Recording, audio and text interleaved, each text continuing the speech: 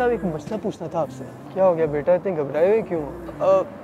وہ مولوی صاحب میں چاہتا تو نہیں تھا لیکن ہو گیا۔ کیا ہوا، کھل کے بولو۔ میں نے اسے ہسپتال پہنچا دیا، مجھے کچھ سمجھ نہیں آیا کیونکہ مجھے اس پہ ترس آ گیا تھا۔ کسے ہسپتال پہنچا دیا؟ میں اپنے پڑوسی کو۔ تو یہ تو بہت اچھی بات ہے، لیکن اس میں گھبرانے والی کیا بات ہے؟ لیکن مولوی صاحب وہ تو شیعہ ہے اور ہم نے اپنے مولوی سے وعدہ کیا تھا ہم کسی شیعہ کی مدد نہیں کریں گے، لیکن میں جا رہا تھا، میں نے دیکھا تو اس کو کسی گاڑی نے ٹکر مار دی، تو مجھ سے دیکھا نہیں گیا تو میں نے اس کی مدد کر دی۔ یہ تو بہت اچھی بات ہے، ظاہر سی بات ہے کسی انسان کی مدد کرنا، یہ تو ثواب کا کام ہے۔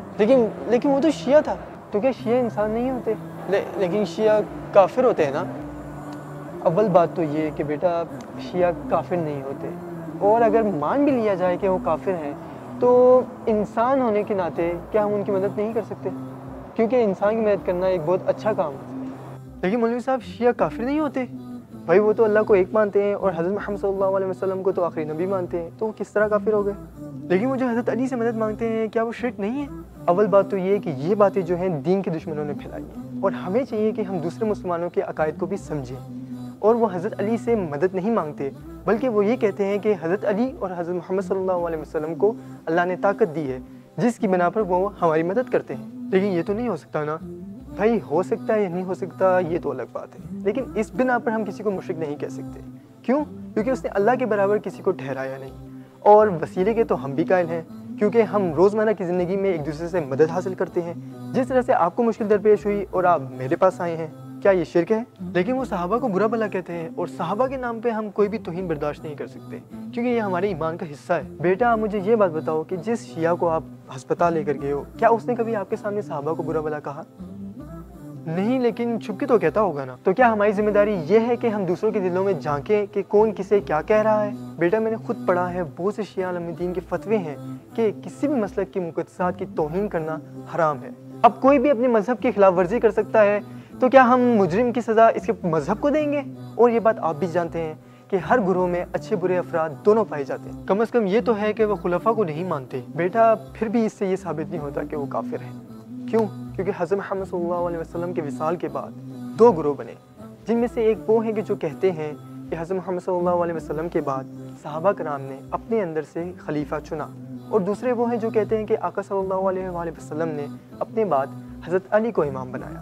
اب جو امامت کا اقرار کرتے ہیں وہ امامت کا انکار کرنے والے کو کافر نہیں کہہ سکتے، اور جو خلافت کا اقرار کرتے ہیں وہ خلافت کا انکار کرنے والے کو کافر نہیں کہہ سکتے۔ اور اگر کوئی ایسا کرے تو نعوذ باللہ وہ آقا صلی اللہ علیہ وسلم پر جو ایمان ہے اس کو نظر انداز کر دے گا، اور آقا صلی اللہ علیہ وسلم پر جو ایمان رکھتا ہے اس کو کافر کہنے سے اللہ سے ڈرو۔ یہ تو میں نے سوچا ہی نہیں تھا، سارا مسئلہ یہی ہے کہ ہم سوچتے نہیں ہیں۔ لیکن مولوی صاحب یہ تو ہم مانیں گے نا کہ یہ صرف کربلا کا ذکر کرتے ہیں، تو کربلا کے ذکر کرنے میں کیا برائی ہے؟ یہ لوگ کربلا کے ذکر سے صحابہ کو برا ثابت کرنا چاہتے ہیں۔ بیٹا کربلا کا ذکر تو لازمی کرنا چاہیے، اور تو اور صحابہ تو حضرت امام حسین کے ساتھ بھی تھے، ان کی تو تعریف ہوگی نا۔ لیکن سب سے بڑا اور اہم مسئلہ کیا ہے؟ وہ یہ ہے کہ آقا صلی اللہ علیہ وآلہ وسلم کے وصال کے 50 سال بعد ہی یزید حکومت کے تخت پر آ گیا اور لوگوں نے بیعت کر لی۔ یہ ہمارے لیے سوچنے والی بات ہے۔ کربلا کا ذکر کرنا ہے تو پھر یہ گھوڑا، پنجا، جھنڈا یہ نکالنے کا کیا مقصد ہے؟ بیٹا پہلی بات تو یہ ہے کہ ہمیں دوسروں کی ثقافت کا احترام کرنا چاہیے، اور دوسری بات یہ کہ اگر کوئی ایسا کام کر رہا ہے کہ جو شریعت کے خلاف نہیں جا رہا تو اس میں برائی کیا ہے؟ اور اگر کوئی ایسا کام ہے کہ جس میں برائی ہے بھی تو اس سے بھی کفر ثابت نہیں ہوتا، یعنی کسی طرح بھی شیعوں کو کافر ثابت نہیں کیا جا سکتا۔ اگر عقل سے کام لیا جائے تو ہرگز نہیں، لیکن آپ کی باتوں سے تو یہی لگ رہا ہے کہ شیعہ ہی ٹھیک ہے۔ فی الحال اس چیز کا فیصلہ تو آپ اللہ پہ چھوڑ دو، آپ اپنے عقیدے پر عمل کرو اور نفرت کسی سے ہرگز مت کرو۔ مولوی صاحب میں نے تو اپنی ساری زندگی نفرت میں ہی گزار دی، پتہ نہیں کون سی نیکی ایسی تھی کہ جس کی وجہ سے میری آپ سے ملاقات ہوئی، ورنہ میں اپنی ساری باقی زندگی بھی نفرت اور جھگڑے میں گزار دیتا۔ یہ نیکی یقیناً اس بیچارے مسلمان بھائی کو ہسپتال لانا ہے جس کی وجہ سے تم میرے پاس آئے۔